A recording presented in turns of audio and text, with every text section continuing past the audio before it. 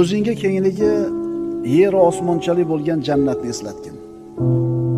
Bu dunyoda och qolasan, chorasiz qolasan, xafa bo'lasan, kasal bo'lasan, haqlaring poymol bo'ladi, zulm ko'rasan, shunda tushkunlikka tushib ketasan. Hayotdan zerikish paydo bo'ladi. Agar mana shunday holatga kelib qoladigan bo'lsang, birodar, Robbini huzurida seni kutib turgan, sen uchun tayyorlab qo'ygan jannatni o'zingga eslat. Inshaalloh o'sha jannatga borasan. Mana shu e'tiqod bilan yashaydigan bo'lsang, ustingga kelayotgan, seni yuragini siqayotgan bu balolar, musibatlar hech narsa bo'lmay qoladi. Aqlli insonlar o'zlarini oxirat uchun ishlashadi. Chunki oxirat bu dunyodan ham yaxshiroq, ham boqiroq.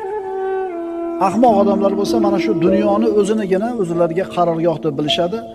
Shu dunyo hayotini, huzur halovatini orzularining cho'qqisi deb biladi.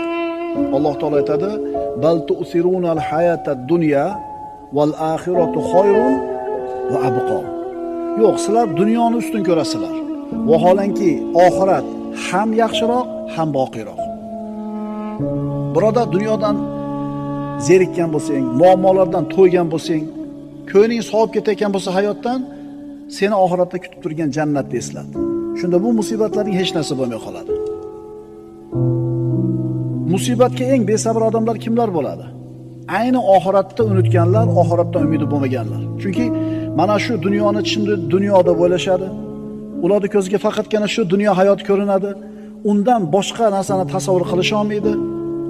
Undan boshqa dunyo haqida fikr qilmaydi. Ular shu dunyoni o'zida huzur halovatni xohlaydi. Alloh azza va jalla yaratgan narsalar, mana siz bilamiz bu dunyoyimizda. Har bitta yaratgan narsani ziynati bor va shu narsani orqasida maqsad bor. Har bitta yaratilgan narsani ziynati bor va maqsadi bor. O'simliklar, ularning ziynati bargi va guli. Lekin maqsadi nima? Maqsadi nima? Doni va mevalari. Kiyimlar. Uni ziynati rangi, fasoni, shakli, uzunligi, kaltaligi. Lekin maqsadi nima undan? Avratni yopishligi. Dunyo hayoti, birodarlar. Buni ham Alloh taolo yaratdi. Uni ziynati boylik, farzandlar, oltin kumushlar, uylar, qimmatbaho ulovlar. U ziynati dunyo. Lekin maqsadi-chi? Iymon va solih amal. Dunyoni turgan bitgani ziynat. Dunyoni turgan bitgani ziynat, lekin undan ko'zlangan maqsad ibodat. Shuning uchun kim asosiy maqsadni unutib qo'ygan bo'lsa, faqatgina ziynati bilan ovora bo'lib qoladi, natijada ziyonga uchraydi. Ana shu dunyoni ziynati degan, dunyoda matohlari qo'lingdan ketib qolsa, birodar, siqilma. Chunki maqsad ziynat emas. Maqsad ziynat emas. Maqsad iymon, ibodat, solih amal. Astagfirullah. Inna ja'alna ma 'alal ardi zinatan laha linabluwahum ayyuhum ahsanu amala. Sizlarning ichingizda qaysinilar chiroyliroq amal qilishlarini sinashlik uchun yerdagi bor narsani ziynat qilib qo'ydik. Dunyoni turgan bitgani ziynat. Nima uchun? Sinash uchun. Liyabluwakum ayyukum ahsanu amala. Qaysinilar chiroyliroq amal qilishlarini bilishligimiz uchun. Oyatni qarang. Va inna la ja'iluna ma 'alayha sa'idan juruza. Hech shubha yo'qki, mana shu yerda ustidagi hamma zebi ziynatlarni sip-silliq, qup-quruq qilib yo'q qilib qo'yadigan ham bizimiz, deyapti. Demak, dunyoni ziynati uni matohlari. Lekin dunyodan ko'zlangan maqsad nima? Iymon, taqvo, solih amal. Endi ana shu ziynati hisoblangan dunyoni ozgina matoh qo'lingdan ketib qolsa, siqilma, birodar. O'zingga nimani eslat? Jannat deb jina sabr qil, ozgina sabr qil, jannatga borasan. Dunyo ishi seni qiynagan bo'lsa, g'aming, darding, musibating ko'paygan bo'lsa, o'zingga oxiratni eslat, birodar. Bu dunyoni o'tkinchi ekanligini yodingga ol, shunda ishing oson kechadi. Ko'plagan oyatlarda mana shu dunyoning ziynatiga aldanib qolishlik qanchalar achinarli hol ekanligini Alloh bayon qilgan Qur'onda. Astagfirullah. Va ma hadihil hayatud dunya illa lahwun va la'ib va inna ad-daral akhirata lahiyal hayawanu law kanu ya'lamun. Bu dunyo hayoti faqat bir nafaslik o'yin kulgudir. Agar ular bilsalar, oxirat diyorigina mangu hayot diyoridir.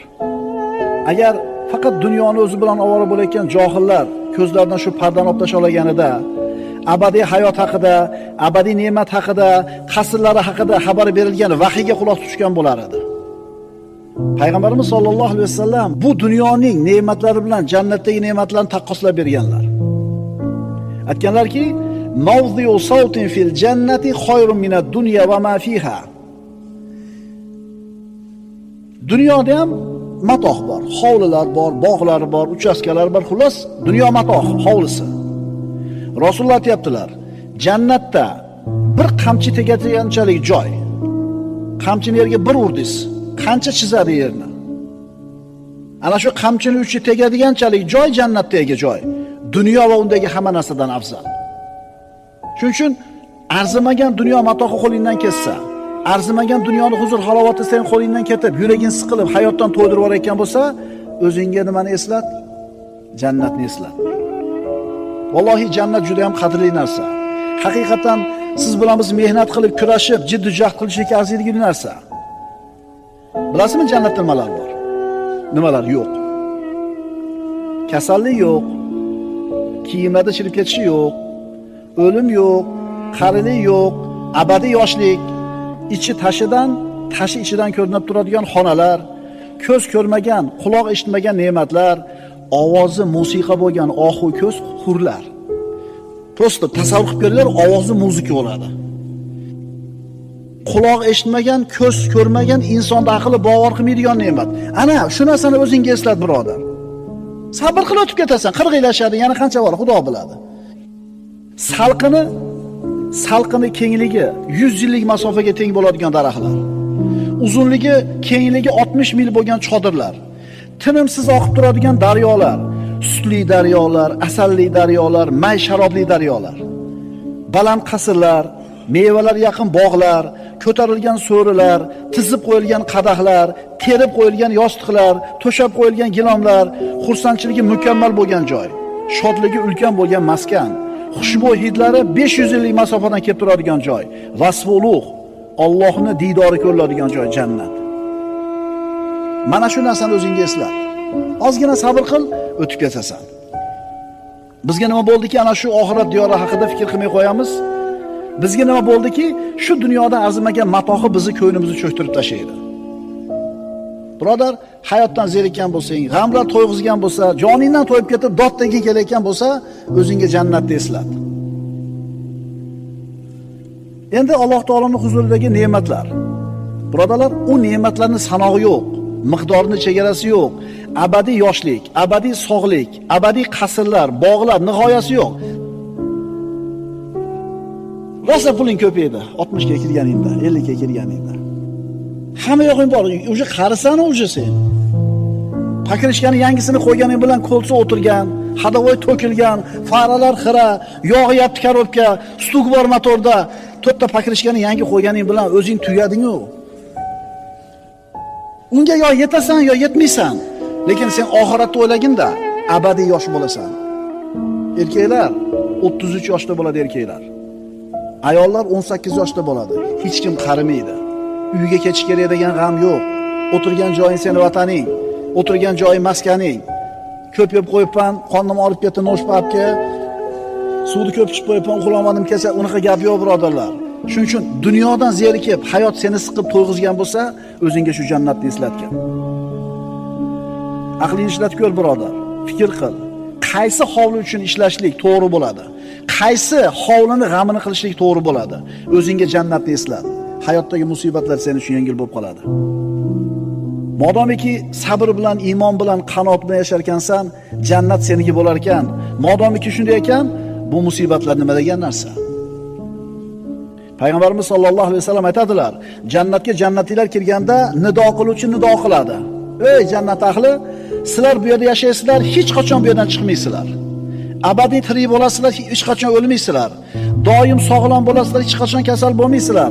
Doim yosh bo'lasizlar, hech qachon qaramaysizlar. Ne'matlarda doimiy bo'lasizlar, hech qachon baxtsiz bo'lmaysizlar. Ketgin kelib ketdimi? Endi savol. Kirammikinman jannatga? Ha, bu xavotir yaxshi xavotir. Chunki bu qo'rquv bo'lishligi kerak. Mo'min odam Allohning rahmatidan umid, azobidan qo'rquv degan ikkita qanot o'rtasida turadi, keyin mo'tadil ketadi. Jannatga kiramikinman? Men ham o'tarmikinman? Amallarim kifoya qilarmikin? Bu qo'rqishlik, bu tabiiy hol. Bu umid, qo'rquv bo'lishligi kerak. Nabiy sallallohu alayhi vasallam bir yosh yigitni o'lim arafasida kasal bo'layotganini kirib ko'rdilar. Ahvoling qanday bo'lyapti? Kayfa tajiduk deganida, ya Rasululloh, Allohning azobidan qo'rqyapman, lekin rahmatidan umid ham qilyapman dedi. Payg'ambarimiz aytdilar, kimning dunyodan chiqib ketayotgan holatida Allohning azobidan qo'rqishi va rahmatidan umid qilishi bor bo'ladigan bo'lsa, shu ikki narsa jamlansa, Alloh qo'rqqanidan panoh berib, umid qilgan narsasi yetkazadi dedi. Kirasan inshaalloh birodar. Dunyoda iymon bilan o'tgin. Qo'lingdan kelgan solih amallarni qilgin. Kalima bilan chiqib olgin, inshaalloh jannatga kirasan. Ana shu jannatga kirishingni o'zingga eslatgin. Dunyo mushkulalari, muammolari seni siqib o'ldirmaydi. Alal-oqibat Robbil alaminning mehmonxonasiga jannatga kirar ekansan, bu mashaqqatlar unutilib ketadi. Kambag'allikdan, kamchilikdan, tinkasi qurigan, musibatlarga uchrab ezilib ketgan banda o'zingga shu jannatni eslatgan. Dunyo hayoti bilan oxirat hayoti. Dunyoda eng huzur halovatni cho'qqisida yashagan, bironta mashaqqatli kun ko'rmagan odamni, kofir odamni 1000 yil yashagan deylik. Qiyomatga borganda jahannamga hukm bo'ldi, kofir edi. 1000 yil yashagan huzur halovatni cho'qqisida. Boyaga odamni jahannamga bir marta solib chiqariladi deyiladi hadislarda. Kuygan ko'mirdek qop-qora bo'lib chiqadi. Ko'mirdek qop-qora bo'lib chiqadi. Banda, yaxshi kun ko'rganmisan deydi. Haligi banda jahannamga bir marta tushib chiqib turib, yaralganimdan beri shu azobdaman, yaxshi kun ko'rmaganman deydi. Endi dunyoda eng qiyinchilik, mashaqqat hayotini ko'rgan, bironta bir yaxshi kun ko'rmagan mo'minni jannatga bir marta solib chiqarganda 14 kechalik to'lin oydek olib chiqadi, yashnab. Banda, mashaqqatli kun ko'rganmisan bu hayotingda deydi. Yo'q, yaralgandan beri rohatdaman deydi. Shuning uchun birodar, o'sha jannatni o'zingga eslatgin-da, bu seni qiynayotgan muammolar, mushkulalar nima emas? Hech narsa emas. Bu hayotda dunyoning misoli, oxiratda hayotning misolini oldi. Nimaga o'xshaydi? Bir arqonni tasavvur qiling, nihoyasi yo'q. Boshi 10 santimetrga kraska surkab qo'yildi. Mana shu 10 santimetr joyi dunyo hayoti, arqonning qolgan qismi abadiy hayot. Hech qancha emas ekanmi? Ozgina sabr qilaylik. Abadiylik oldida 1000 yil yashasang ham hech narsa bo'lmay qoladi bu hayoting. Bu hayotda dunyo bir nafaslik o'yin kulgi xolos. Albatta Allohdan qo'rqadigan kishilar uchun oxirat diyori yaxshiroqdir. Aqlingizlarni yurgizmaysizlarmi deyapti Alloh. Payg'ambarimiz sollallohu alayhi vasallam aytadilar: "Law kanatid dunya ta'dilu indallohi janaha ba'udah ma saqa kafiran minha shurbata ma." Biz juda ham qadrli deb hisoblayotgan dunyo matohi, juda ham qimmat narsa, qadrli deb o'ylayotgan dunyo matohini payg'ambarimiz aytayaptilar. Agar bu dunyo ichidagi hamma ne'matlari, boyliklari Allohning nazdida chivinning qonatishchalik qadri bo'lganida, Allohga bu dunyoda qadri bo'lganida, kofirlarga bir xo'plam suv bermasdi bu dunyoda. Ya'ni bu dunyo ne'matidan bir xo'plam suvni ham bermagan bo'lar edi. Lekin bizning nazarimizda, johil odamlarning nazarida dunyo matohi katta nazarga o'xshab ko'rinar ekanda.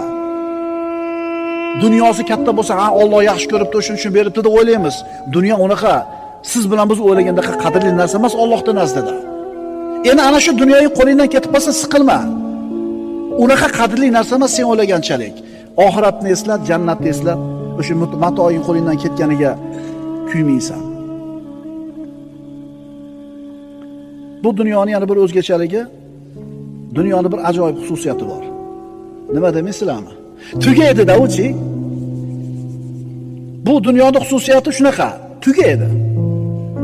Sen tugaysan. Agar dunyo tursa sen tugaysan.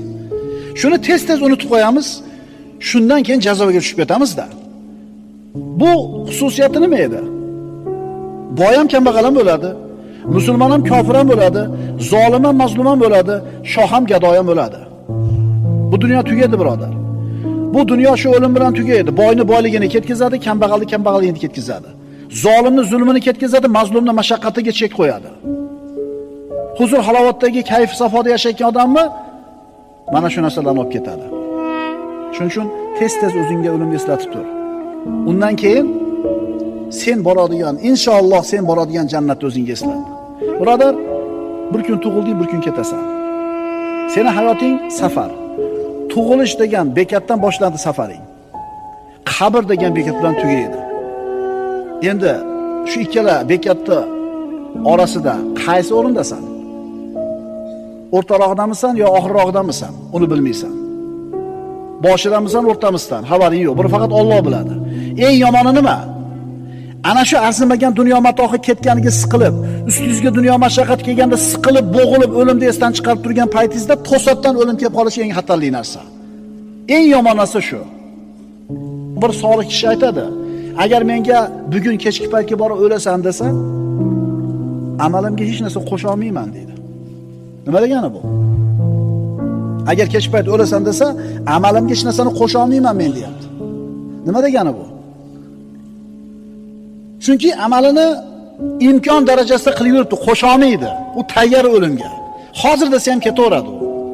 Biz u ertaga bir hafta yashaysiz desa, hamma ish tashlab ibodatga kirishamiz. Chunki amallarimiz ozda. Birodalar, o'lim faqatgina jasad hayotining oxiri. Jasadimiz hayotining xotimasi, ammo abadiy hayotning muqaddimasi. Shuning uchun birodar, o'zingga tez-tez oxiratni, kengligi osmonlar yerdan keng bo'lgan jannatni eslatib tur. Bizni boradigan joyimiz o'sha, inshaalloh. Jannatga kiramanmi, kirmayman, birodar? Robbing haqida yaxshi gumonda bo'l. Jannatga kirasan inshaalloh. Shafaat bor. Payg'ambar sollallohu alayhi vasallamning shafaatlari bor. Bir banda mo'min dunyoda iymon bilan o'tgan, lekin gunohlari ko'p. Do'zaxga hukm qilindi. Do'zaxga olib kirib ketayotganda, do'zaxni eshigidan o'tib ketayotib turib, ostonasiga borib, kirib ketayotib turib, orqaga bir o'girib qo'yiladi deyiladi. Orqaga qarab qo'yar ekan, xuddi bir oxirgi, to'xtatinglar deyishini kutgandaqa. Shunda Alloh taolo to'xtatinglar dedi maloikalarga. To'xtatishadi. Ey banda, nimaga orqaga qarading? Parvardigor, sen haqingda meni gumonim bunaqa emas edi. Seni bunaqa qiladi deb o'ylagan emasman men. Nima deb o'ylagansan? Ha, meni kechirib jannatga kirgizadi deb o'ylaganman deganda to'xtatinglar, kirgizinglar jannatga buni deydi. Kirasan inshaalloh jannatga. Faqat iymon bilan yasha, iymon bilan o't. O'zingga jannatni eslat. Dunyoda mushkulalarni unutishing juda ham oson bo'ladi. O'limdan hech kim qocha olmaydi. O'lim hech kimni tan olmaydi. Hech kimga fursat bermaydi. Namrud zo'r hayot kechirdi. Oqibati nima bo'ldi? Namrud yer yuzidagi eng katta podsholardan bo'lgan. Ibrohim alayhisalom davridagi kofir podshoh. Qani hozir u? Ketdi. Firavun o'zining zamonasidagi eng qudratli podshohlardan. Dunyoviy maishati zo'r bo'lgan Firavunni. Oqibati nima bo'ldi? Shuning uchun birodar, jannatga kirishlik uchun amal qilib qol. Robbingga qo'shni bo'lish uchun amal qilib qol. Salamun alaykum bima sabartum fa ni'ma uqbaddar. Jannatga kirganda maloikalar aytadi, sabr toqat qilib o'tganlaringiz sababli mana shu maskan jannatda sizlarga tinchlik, osoyishtalik bo'lgay va bu naqadar yaxshi diyordir. Birodar, bu dunyoda och qolsang, chorasiz qolsang, xafa bo'lsang, dardga chalinsang, haqlaring poymol bo'lsa, zulm ko'rsang, joningdan to'yib ketsang, sabr qil. O'zingga jannatni eslat. Robbing huzurida seni kutib turgan jannatni o'zingga eslat. Inshaalloh jannatga borasan. Agar mana shu e'tiqod bilan yashasang, zararlaring foydaga, balolaring esa Alloh tomonidan berilgan hadiyaga aylanib qoladi.